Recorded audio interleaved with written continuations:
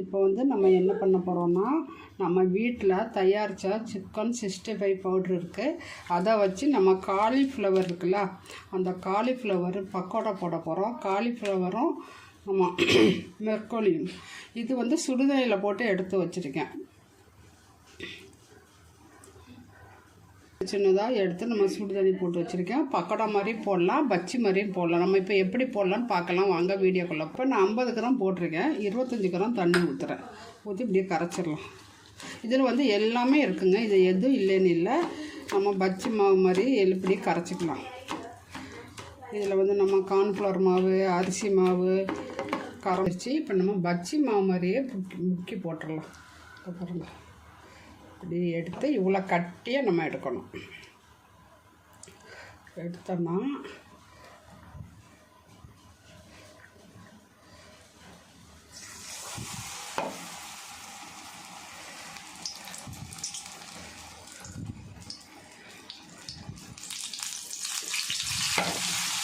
இங்கே பாருங்கள், இந்த மாவு எப்படி வருது பார்த்தீங்களா? இது வந்து சிக்கன் 65க்கு இந்த பவுட்ரு யூஸ் பண்ணலாம்.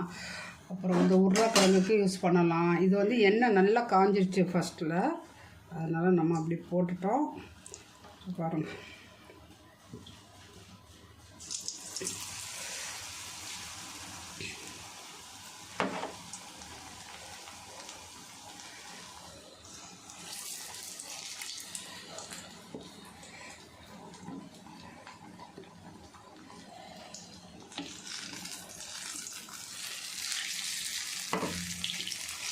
பாருங்கள் எவ்வளோ சூப்பராக வந்துருக்கு பாருங்கள். பச்சி மாதிரியே செமையாக இருக்குது.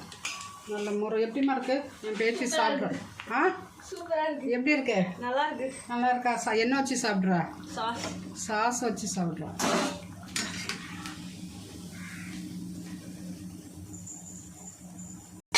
நம்ம அந்த பச்சை இது மெர்க்குலியம் போட்டு எடுத்தோம்லப்பா, அதே மாதிரி காலிஃப்ளவர்